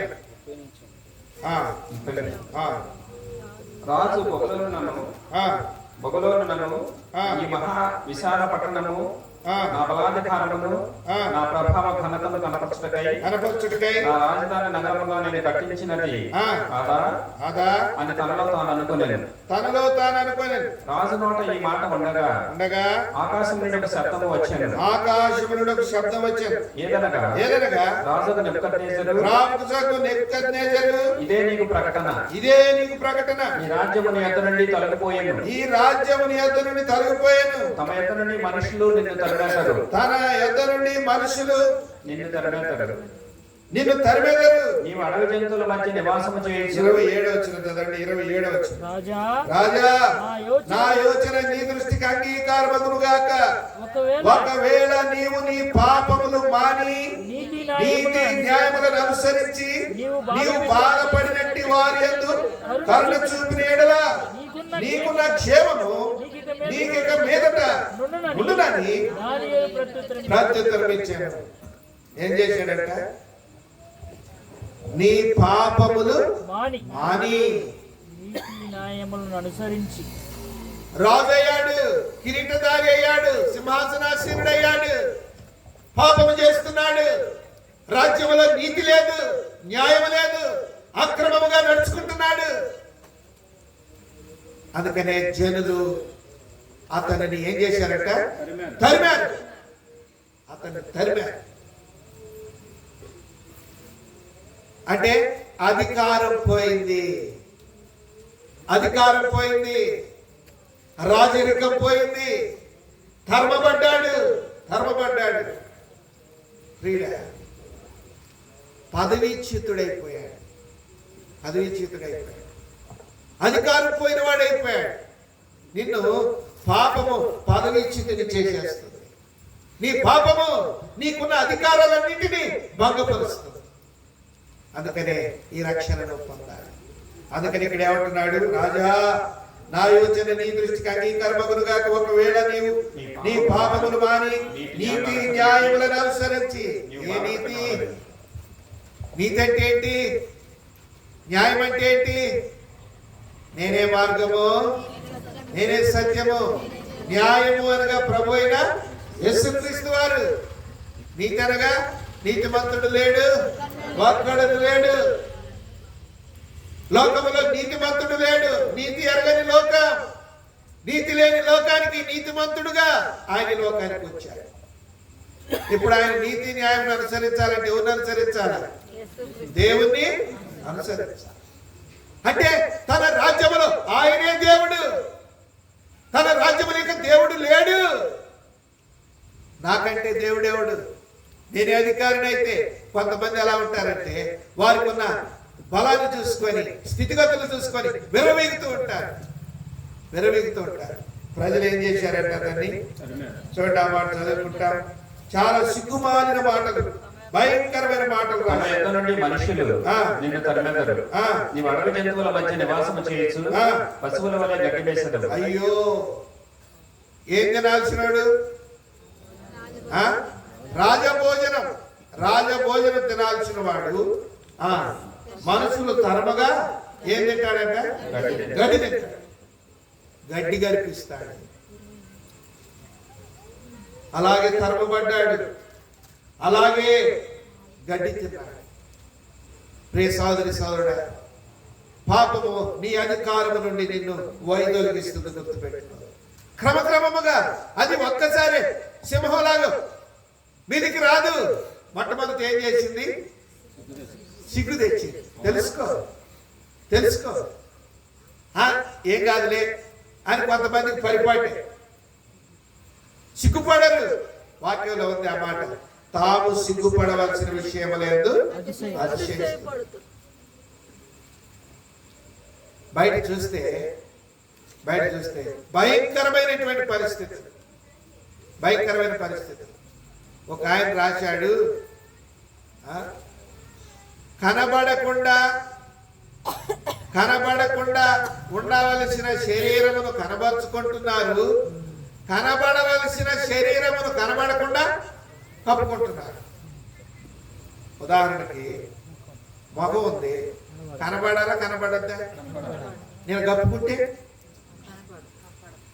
ఎందుకు కప్పుకున్నారంటే అర్థం ఏంటి? నన్ను ఎరిగినోడు ఎవరో నన్ను పట్టుకోకూడదు, నన్ను గుర్తుపట్టకూడదు. సిగ్గు ఈడో అంటారు కదా, అది నేను మొహం కప్పేసుకో. కనబడని ఏంటి? శరీర అవయవాలు. ఎందుకంటే సిగ్గు మరచిన చేతులు తెలుసుకోవట్లేదు. అక్కడితో వదిలిపెట్టడు, నిన్ను సిగ్గుపరుస్తుంది. రెండోది నిన్ను పట్టుకుంటుంది. ఒక దినం దొరికిపోతావు. అక్కడైనా క్షమాపణ వేడుకుంటే ఎంత బాగుండదు. లేదు, బండ హృదయం, సట్టుబండ మానవుని హృదయం, మేలుకోడు, తెలుసుకోడు. నాకు ఎన్ని రికమెండేషన్ లేవు. నేను ఒక ఫోన్ కొట్టానంటే వాళ్ళే నన్ను విడిపిస్తారు అనుకుంటున్నావు. ఈ ఫోన్లన్నీ ఇక్కడే పనికి వస్తాయి, అక్కడికి ఏ ఫోన్ పనికి రాదు. ఇంకా సాఫ్ట్వేర్ కనుక్కోలే ఎవడు, ఆ సాఫ్ట్వేర్ కనుక్కోలే. మనకు మా మాట్లాడుకునే సాఫ్ట్వేర్ దొరికింది ఇప్పుడు దాకా. ఆయన అసలైన సాఫ్ట్వేర్ ఆ నుంచి రిలీజ్ చేస్తాడు, అది ఇంకా కనుక్కోలేదు. మూడోది ఏంటి? పట్టుకున్నప్పుడు కూడా నువ్వు తెలుసుకోకపోతే, పట్టబడినప్పుడు మూడోది ఏమొస్తుంది? నీకు శాపం వస్తుంది. నీతో వదిలిపెట్టదు. నీకు నీ ఇంటికి సర్వకాలము ఎంతకాలం ఈ శాపాన్ని అనుభవిస్తారు. రా దేవుని దగ్గరికి. నేడు రక్షకుడు మీ కొరకు, నేడే రక్షణ దినం, ఇదే అనుకూల సమయం. ఆయన రక్షణనిస్తానంటున్నాడు. నిన్ను రక్షిస్తా, నీ పాపము నుండి, నీ సిగ్గు నుండి, నీ అవమానము నుండి, నీ శాపము నుండి నిన్ను విడిపిస్తారా అని ప్రభు పిలుస్తున్నాడు. ఈ రాత్రి నువ్వు దేవుని దగ్గరికి వస్తే ధన్యుడు అవుతారు. తర్వాత ఏం చేసింది? పదవిచ్యుతిని చేసేసి నిన్ను అధికారము లేని వారిగా చేసేసి. అంతేకాదు, అధికారం ఉన్నప్పుడే సింహాసనం మీద రాజభోజనం తిన్నాడు. అధికారం పోయినప్పుడు పశువుల, అడవి జంతువుల మధ్య గడ్డి మేశాడు. పాపము అంత భయంకరమైన. అందుకే పరలోకము నుండి పరలోకాన్ని చీల్చుకొని భూలోకానికి వచ్చాడు. ఈ పాపం ఎంత భయంకరమైందో చూసుకో. ఈ పాపం ఎంత భయంకరమైందో చూసుకో. లోకంలో తల్లిలో తండ్రిలో లేకపోతే చుట్టాలు బంధువులు చనిపోయారనుకో, కొడుకో కూతురు జర్మన్లోనో జపాన్లోనో ఉన్నాడు అనుకో, వస్తున్నాడు అంటే అర్థం ఏంటి? వస్తున్నాడంటే అర్థం ఏంటి? ఇక్కడ ఉన్న వ్యక్తి నాకు అంత ప్రాముఖ్యమైన వాడు. ఇప్పుడు వచ్చేవాడు లేరులేండి, లైవ్ లో చూస్తానే భూస్థాపన చేసి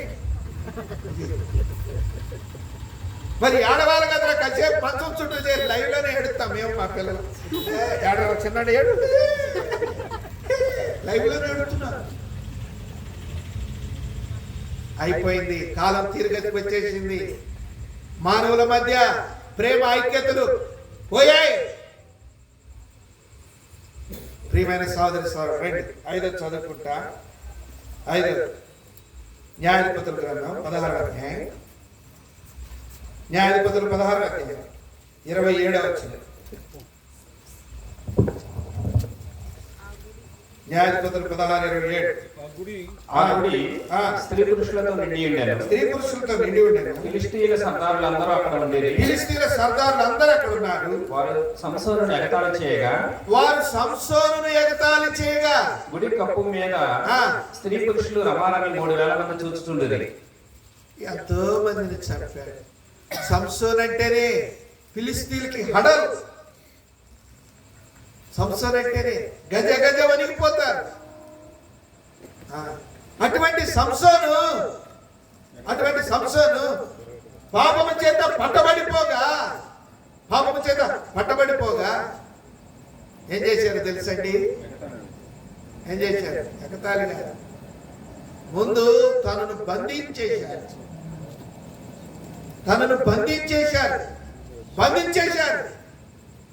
ఆ తర్వాత ఏం చేశారు తెలుసండి? ఆయన 2 కళ్ళల్లో ఎర్రగా 2 కడ్డీలు కాల్చి 2 కళ్ళల్లో పెట్టేశారు. ఫిలిష్తీయులు 2 కళ్ళల్లో పెట్టారు. ఏంటి సంసోన్ చేసిన తప్పు? తల్లిదండ్రుల మాట విన్నవాడు కాడు. సంసోన్ చేసిన తప్పు ప్రియమైన వారు అందచందాలకు ఎగబాకిన వాడే, ఆశించిన వాడే, స్త్రీలోనుడే ఫిలిష్తీయుల పంచ చేరి అక్కడ ఒక స్త్రీని వివాహం ఆడాడు. సంసోను ఎందుకు పుట్టించాడు దేవుడు? ఇశ్రాయేలీల రక్షణ కొరకే, దేవుని ప్రజలైన వారి క్షేమం కొరకే. నువ్వు నాజీరుడవు, వ్రతపుత్రుడవు, నువ్వు ప్రతిష్ఠితుడవు. దాన్ని మరిచాడు. అహమును బలమును తను కలిగిన దాన్ని ఆధారం చేసుకొని పరాయి పంచ చేరి దొరికిపోయాడు. వారు దొరకగానే చూడండి ఏం చేశారు?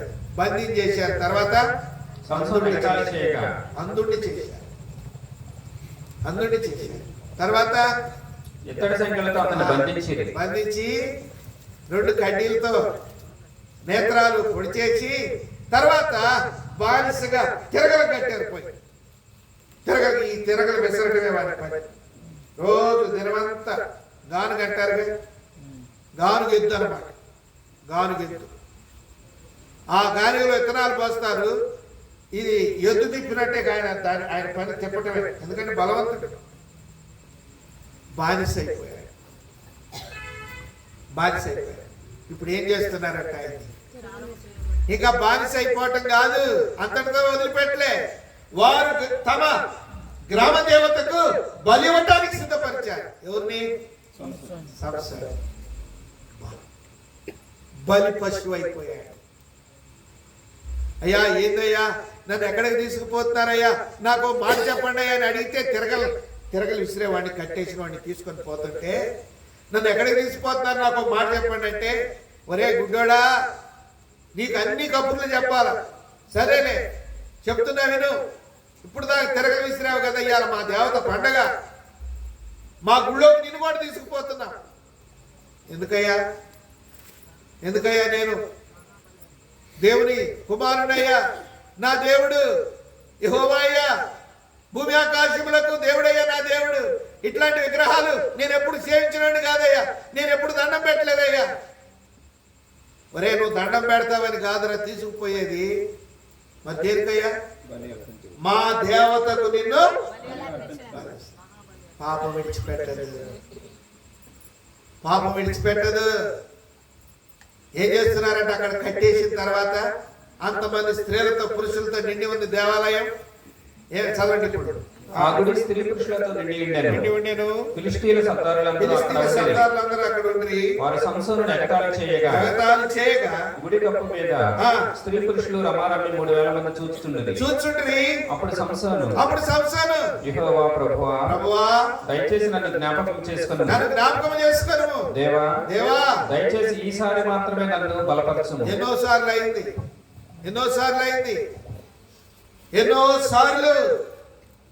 ఏమంటున్నాడు? యెరూషలేమా ప్రవక్తలను చంపుదానా, కోడి తన పిల్లలను రెక్కల క్రిందికి చేర్చుకున్నట్లు ఎన్నోసార్లు నిన్ను చేర్చుకోవాలని చూశాను, కానీ నీవు వాళ్ళకి ఇష్టపడలేదు. ఈ క్రైస్తవులు ఇంతే చెప్పుకుంటారు. వీళ్ళు ఇక్కడే చెప్తారు, మనకు అవసరమే లేదు. ఆ గుడికి కట్టేసి బలివ్వటానికి, బలి పశువుని చేసి బలివ్వటానికి కత్తులు నూరుతూ ఉన్నారు. వార్త చెవిన పడి ఏడుస్తూ ప్రలాపిస్తూ ప్రభువుని వేడుకున్నాడు. ఆయన ప్రేమ కలిగిన వాడు, జాలి కలిగిన వాడు. ఆ గుడికి ఆధారముగా ఉన్న 2 స్తంభాలకు కట్టేశారు తీసుకుపోయి. ఆ స్తంభాలకు కట్టివేయబడిన వాడై, అంధుడై, బందీ అయి దేవుని వేడుకుంటే అప్పుడు కూడా విన్నాడండి దేవుడు. అప్పుడు కూడా ప్రేమ కలిగిన దేవుడు, జాలి కలిగిన దేవుడు. ఎవరు మరపెట్టి ఈ ఒక్కసారి నన్ను బలపరచంటే బలపరిచాడు. బలపరిస్తే ఏమైంది? సంఖ్యలు తెగిపోయాయి. ఆ గుడికి ఆధారముగా ఉన్న 2 స్తంభాలు కూడా ఇరిగిపోయాయి. అప్పుడు గుడి చాడబడింది. జనులందరిలో సంసారం ఉన్నాడా లేడా? సంసారం కూడా ఉన్నాడు. సచ్చాడు. చచ్చి సాధించేదేమి దేవుని వాక్యం ఏమన్నదంటే, తాను బ్రతికి ఉన్న దినాల్లో చంపిన సంఖ్య కంటే తాను చనిపోయిన దినమున చంపిన సంఖ్య గుడి మీద ఉన్న వాళ్ళు, ఆ మీద ఉన్న వాళ్ళు, గుడి కింద ఉన్న వాళ్ళు మొత్తం ఆ గుడి కింద పడి చనిపోయారు. ఆ దినమున సంసోను కూడా చనిపోయారు. జాగ్రత్త. అక్కడ ఏం చేశారు? అక్కడ మనకు కావాల్సిన మాట ఏంటి? ఆ స్త్రీలందరూ ఆయనను ఎగతాళి చేయొచ్చు, హేళనకు ఆస్పదమైపోయాడు. హేళనకు ఆస్పదం. పాపము ఊరికి వదిలిపెట్టదు, నిన్ను హేళన చేస్తుంది. అందుకే రా, రక్షణ పొందు. నిన్ను రక్షించడానికి తన 2 చేతులు చాచి పిలుస్తున్నాడు. దేవుని యొక్క వాక్యం సెలవిస్తా ఉంది, రక్షింపనేరకండినట్లు యెహోవా హస్తం కుర్చు కాలేదు, మీరు నేరకండినట్లు ఆయన చెవులు మందము కాలేదు. మీ పాపములు మీకును దేవునికి అడ్డముగా వచ్చాయి. జీవితం గతించిపోతారు, దినాలు గతించిపోతున్నాయి. రేపటి దినం నీది కాదు. పండుకుంటే తెల్లారు లెగుస్తామో లేదో తెలియదు. ఎప్పుడు ఏ రీతిగా లోకం విడిచిపెట్టామో తెలియదు. రక్షణ పొందితే నీకు మేలు, నీకు క్షేమం. ఈ రక్షణ గారు పొందుకుంటే ఈ లోకములో బ్రతికినంత కాలం దేవుడు నీకు తోడై ఉంటాడు. ఈ లోకాన్ని విడిచినా కూడా నిత్యత్వములో, పరలోకములో ప్రభుత్వం ఆనందిస్తాడు. ఎటువంటి హేళనకు నిన్ను గురి కాదు, ఎటువంటి హేళనకు గురి కాదు. ఇట్లా చూసిన వాళ్ళు అట్లా పోతున్నాను తెలుసా? ఇట్లా చూసినాడు. నేను జావుడు ఉన్నప్పుడు ప్రకాశం బ్యారేజ్ యువతల వర్క్షాప్, పీడబ్ల్యూడీ వర్క్షాప్, దానిలో జాబ్ చేస్తాడు ఒక ఆయన విశ్వాస్. భార్య పిల్లలు ఉన్నారు. ఉదయం లేచింది, భర్త స్నానానికి బాత్రూంలో వాటర్ పెట్టింది. ఆయన స్నానానికి వెళ్ళాడు. బాత్రూమ్ కిచెన్ కిచెన్లో క్యారేజీ కట్టేసి ఆయనకు రెడీ చేసి క్యారేజీ తుడిచి ఆయన బండి దగ్గరికి తీసుకెళ్ళి బండి మీద పెట్టింది. లోపలికి పోయినోడు ఎంతసేపటికి రావట్లేదు. ఉదయకాలం పొద్దున పూట ఏ శబ్దం వినపట్లేదు. లోపల మనిషి స్నానం చేస్తుంటే బయటికి శబ్దం, నీళ్ళ శబ్దం వస్తుందిగా, నీళ్ళ శబ్దం రాడు. వెళ్ళింది, తలుపు కొట్టి పిలిచింది, పలకలేదు. పెద్దోడా చిన్నడా రండిరా, మీ నాన్న లోపలికి పోయాడు, మాట్లాడట్లేదు అని చెబితే పెద్ద కొడుకు చిన్న కొడుకు వచ్చాడు. చూశాడు, తలుపు రావట్లేదు.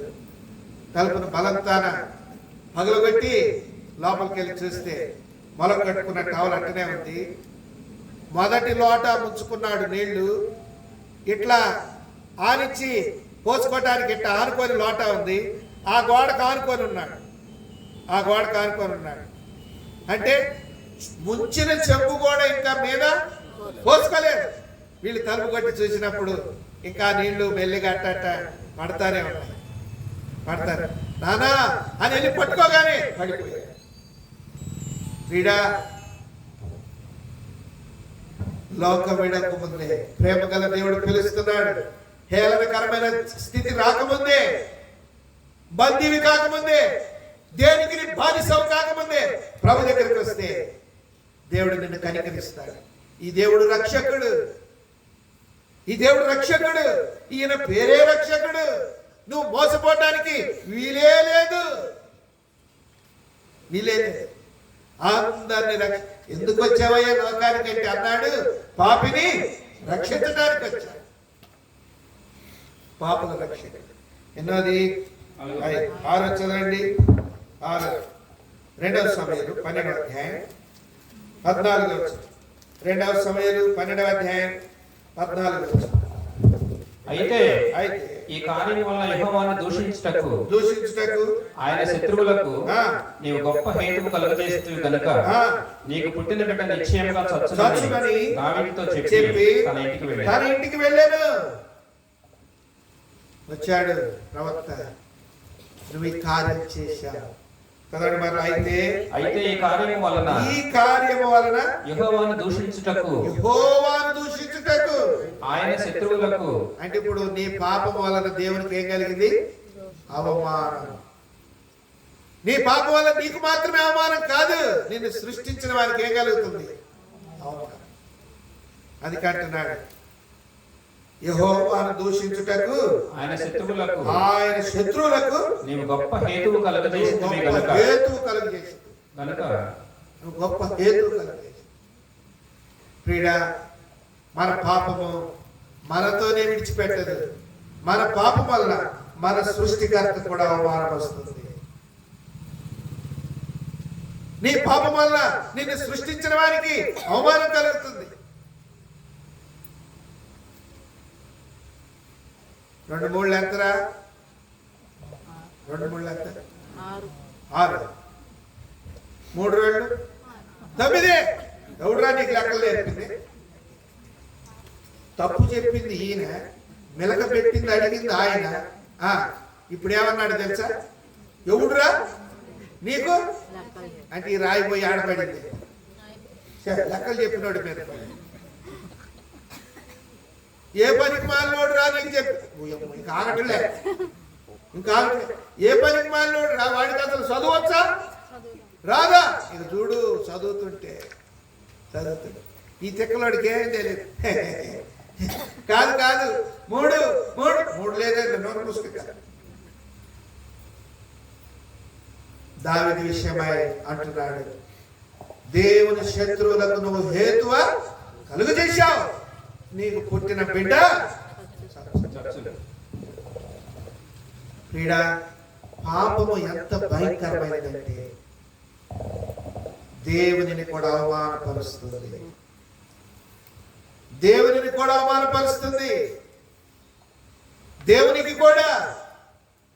అవమానం తెస్తుంది. 6వది, సృష్టికర్త అయిన దేవుని అవమానపరచడం ఆయన సహించలేడు. సృష్టికర్త అయిన దేవునికి కలిగితే అవమానం ఆయన ఓర్చుకోలేడు. అందుకని త్వరలో మనకి కనబడుతున్న సమస్త సృష్టమును నాశనము చేయట కొరకే ఆయన రాబోతున్నాడు. దేవుని వాక్యంలో ఆ మాటలు ఉన్నాయి. పంచభూతములు మహావేణులతో భూమి ఆకాశము కాగితపు చుట్టవలే చుట్టబడిపోతుంది. ఎక్కడుంటారు? ప్రియ సోదరి సోదరుడు, దేవుని దగ్గరికి వస్తే నీ పాపములకు క్షమాపణ ఆయన ఇస్తాడు. నీకు రక్షణ కలుగుతుంది. చివరికి 7వ చెప్తాను చూడండి. దేవుని యొక్క వాక్యంలో యెహెజ్కేలు 18వ అధ్యాయం, యెహెజ్కేలు 18:22. అతడు చేసిన అపరాధములలో ఒకటి జ్ఞాపకములోనికి రాదు. అతని నీతిని బట్టి అతడు బ్రతుకును. దుష్టులు మరణము నందుట చేత నాకేమాత్రమైన సంతోషము కలుగునా? దుష్టుడు మరణము నందుట చేత నాకేమాత్రమైన సంతోషము కలుగునా? వారు తమ ప్రవర్తనను దిద్దుకొని బ్రతుకుటయే నాకు సంతోషము. ఇదే ప్రభువు యెహోవా వాక్కు. మరణిస్తావు. నీ దుష్టత్వమును బట్టి, నీ పాపమును బట్టి, నువ్వు తెలుసుకోని కారణాన, దేవుడు నీకు ఇచ్చిన సమయం అంతా వ్యర్థపరిచిన కారణాన నువ్వు లోకం విడిచుటకు సిద్ధముగా ఉన్నావు. అప్పటికి కూడా ప్రభు అంటున్నాడు, దుష్టుడు మరణము నొందుట నాకు ఏమాత్రము సంతోషం. సృష్టికర్త అయిన దేవుని సంతోష పెట్టుకుంటే ఎక్కడికి పోతావు? ఎక్కడుంటావు? ఎక్కడున్నామని వెళ్తున్నావు? ప్రియమైన వారు, నిత్య నరకం, యమగుండం, యుగాయుగములు అగ్ని గంధకములతో మండు మరణాన్ని తెస్తుంది. అందాక వద్దు. లోకంలో ఏమంటారంటే, సాగుతుందని లాగబాకరా, సాగుతుందని లాగబాక. నువ్వు సాగుతుందని లాగేవనుకో, నువ్వు లాగింది తెగొచ్చేది సర్రమని అట్ట లాగేవారా? ఇక లాగినోడి మీద ఎంత ఊరికి చూస్తాం. నిన్ను లాగమన్నా కానీ ఇంత లాగమన్నావా? ఇంకా సాగితే చూడు, ఇంకా సాగు. గడిచిపోతున్నాయి దినాలు అనుకుంటున్నావేమో, బాగానే ఉన్నాయి దినాలు అనుకుంటున్నావేమో, పొద్దు పొడుస్తుంది, పొద్దు కూగుతుంది అనుకుంటున్నావేమో. సూర్యచంద్ర నక్షత్రములను కలుగు చేసిన వాడు రాబోతున్నాడు. నిన్ను నన్ను కలుగు చేసిన వాడు, నీకు నాకు రూపునిచ్చిన వాడు త్వరలో రాబోతున్నాడు. జీవిత దినాలు కొద్దిగా అయిపోయాయి. సమయం లేదు. ప్రభు పిలుస్తున్నాడు, రాయి దగ్గరికి. ఏం చేస్తే రక్షణ కలుగుద్ది? తమ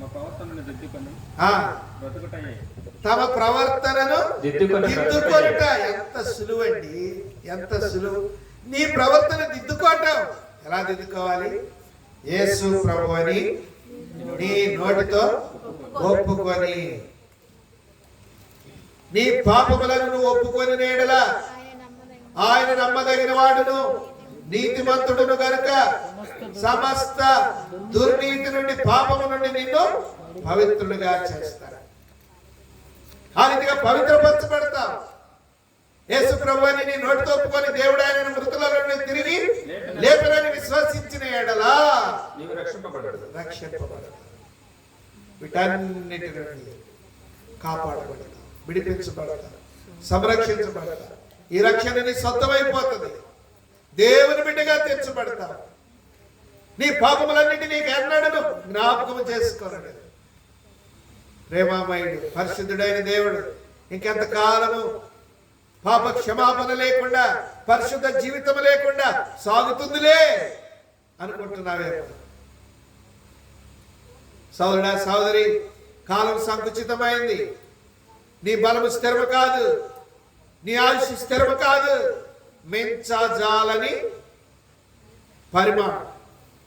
మించజాలని పరిమాణం మనకిచ్చాడు. కొద్ది దినాలే, నిన్నటి వారం అంటున్నాడు. నిన్నటి వారం యేసు ప్రభువా నన్ను క్షమించు, నీ రక్తంతో నన్ను కడుగు, నీ బిడ్డగా నన్ను అంగీకరించు, నీ సన్నిధికి వస్తున్నా ప్రభువా. నా పాపముతో నేను సిగ్గుతో అవమానంతో ఉన్నా, నా భార్య ముందే తలెత్తుకోలేకపోతున్నా, నా భర్త ముందు తలెత్తుకోలేకపోతున్నా, అయ్యా నా పిల్లల ఎదుటే తలెత్తుకోలేకపోతున్నా, నన్ను క్షమించు. నీ పాపం ఎంత ఘోరమైనదైనప్పటికీ, ఎంత కాలం నుండి నువ్వు సిగ్గుపడుతున్న వాడమైనా, సిగ్గుపడుతున్న దానమైనా, నీ సిగ్గంతటిని ఆయన తీసి నిన్ను రక్షించుటకు సిద్ధముగా ఉన్నాడు. ఈ రక్షణ ప్రతి ఒక్కరికి సిద్ధముగా ఉంది. నేను సిద్ధపరిచిన రక్షణ. ఎంతకాలం సిగ్గుపడుతూ, అవమానపరచబడుతూ, హేళనపరచబడుతూ, పదవి చితులు అయిపోయి, అధికారం కోల్పోయి,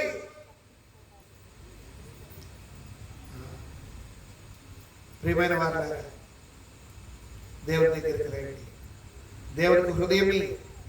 యేసు ప్రభువా, నిజమే అనేకమైన సిగ్గులు నాలో ఉన్నాయి. ఆ వీధికి వెళ్తే ఆ సిగ్గు, ఈ వీధికి వెళ్తే ఈ సిగ్గు, ఇంట్లో ఉంటే మరొక సిగ్గు. ఈ సిగ్గులు నన్ను పీకుతూ ఉన్నాయి. ఎక్కడ తలెత్తుకోలేకపోతున్నా, మరణమే శరణ్యం అనుకుంటున్నా. చస్తే విడిచిపెట్టదు ఈ సిగ్గు, చస్తే విడిచిపెట్టదు. ఈ సిగ్గుతో, అవమానంతో చస్తే పోతే అనుకుంటే ఎక్కడికి పోదు. అక్కడ యుగ యుగములు ఏడవాలి, యుగ యుగములు. ఇక్కడ ఏడవలేక ప్రాణం తీసుకుంటే అక్కడ యుగ యుగాలు. అందుకే ఇక్కడ ఏడవద్దు, అక్కడ ఏడవద్దు. నా కుమారుడా రా, నా బిడ్డ నా చేతిలోకి రా. నీ కొరకే లోకానికి వచ్చా, నీ కొరకే ప్రాణం పెట్టా, నీ కొరకే నా సమస్తమును వదులుకొని నీ దగ్గరికి వచ్చా. సిలువలో వేలాడదీయబడ్డా, మేకుల మధ్య గుచ్చబడ్డా. రానా దగ్గరికి, నేను ఇచ్చే రక్షణ తీసుకో, ఇది ఉచితంగా ఇస్తానంటున్నా. నీదేమి నాకు అవసరం లేదు, నీ ఆస్తిపాస్తులు ఏమి నాకు అవసరం లేదు. నువ్వు మతం మారాల్సిన పనే లేదు, నువ్వు జీవితాన్ని మార్చుకోవాల్సిన పనే లేదు. రా నా దగ్గరికి, నిన్ను గొప్పవాడిగా చేస్తా, నిన్ను మంచి వ్యక్తిగా తీర్చిదిద్దుతా. సిగ్గుతో, అవమానంతో పట్టబడి, పదవి చిత్తుడివై, హేళనకరమై, బానిసవై, బందీ అయి బ్రతుకుతుంటే బానిసగా బ్రతకాల్సిన పని లేదు. రానా దగ్గర అతిక్రమములు దాచిపెట్టువాడు వర్ధిల్లాడు, వాటి మొక్కుకొని విడిచిపెట్టువాడు కనికరింపడు. రేపటి వాయిదా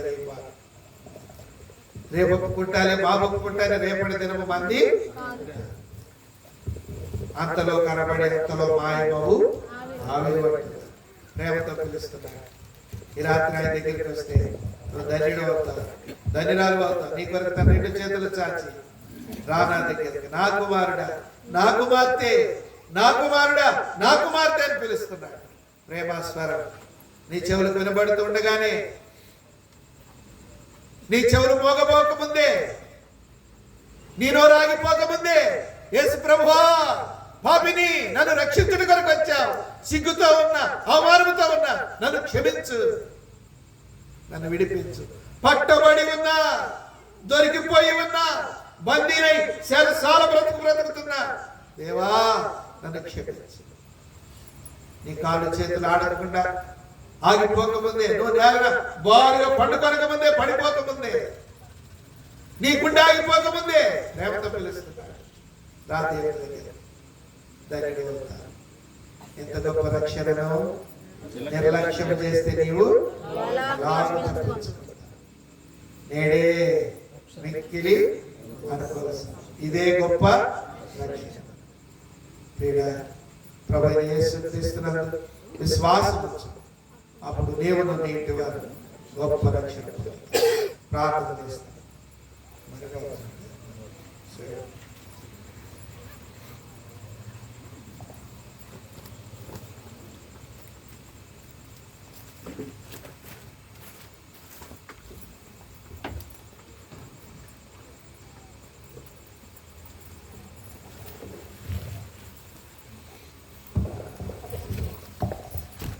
ప్రార్థన చేసుకుందాం. పరిశుద్ధుడైన మా తండ్రి, మహోన్నతుడైన మా దేవ, మహిమ కలిగినటువంటి మా రాజా, మీ పాద సన్నిధిలో చేరి మీ ప్రియ కుమారుడు మా రక్షకుడైన యేసుక్రీస్తు నామమున మీకు స్తోత్రమును చెల్లిస్తూ ఉంటున్నాం. దయగల తండ్రి, కొలకులూరులో మీరు ఏర్పాటు చేసుకుంటూ వచ్చిన మీ ప్రజలను బట్టి మీకు స్తోత్రమును చెల్లిస్తూ ఉంటున్నాం. దేవా, మీరు బేతేలును ఏర్పరచుకొని ఆయా రీతులుగా మీరు జరిగిస్తూ వచ్చిన మీ పరిచర్య అంతటిని బట్టి స్తోత్రములు.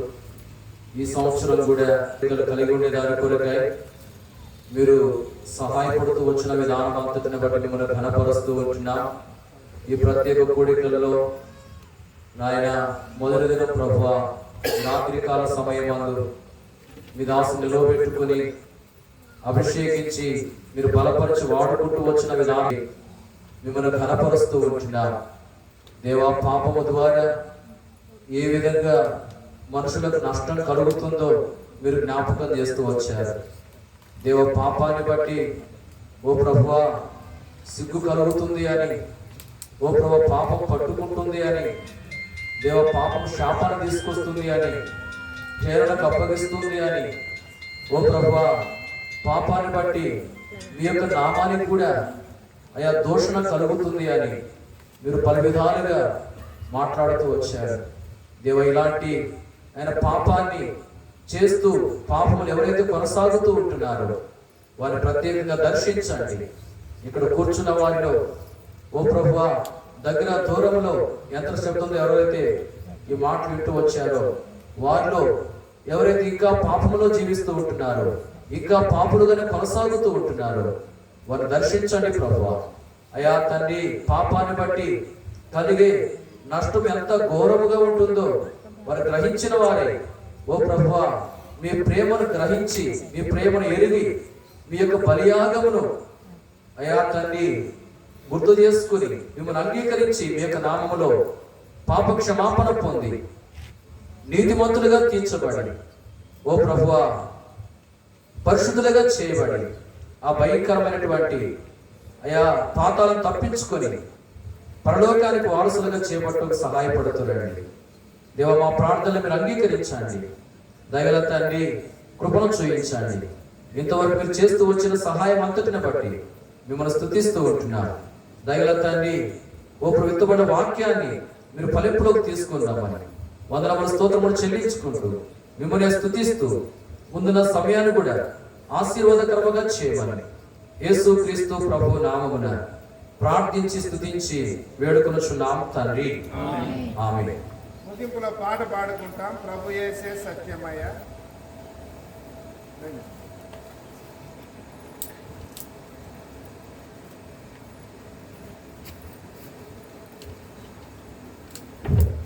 పాడేవారు తప్పలా పెట్టారు.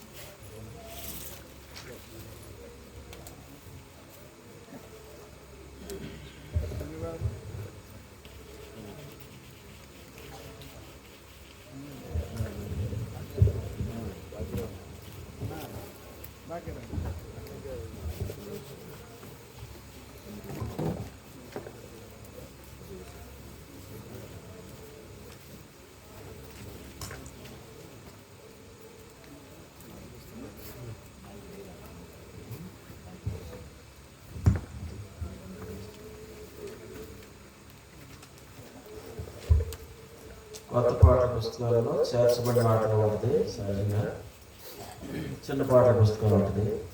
ప్రభు యేసే సత్యమే, ప్రభువునే స్వతంత్రమే.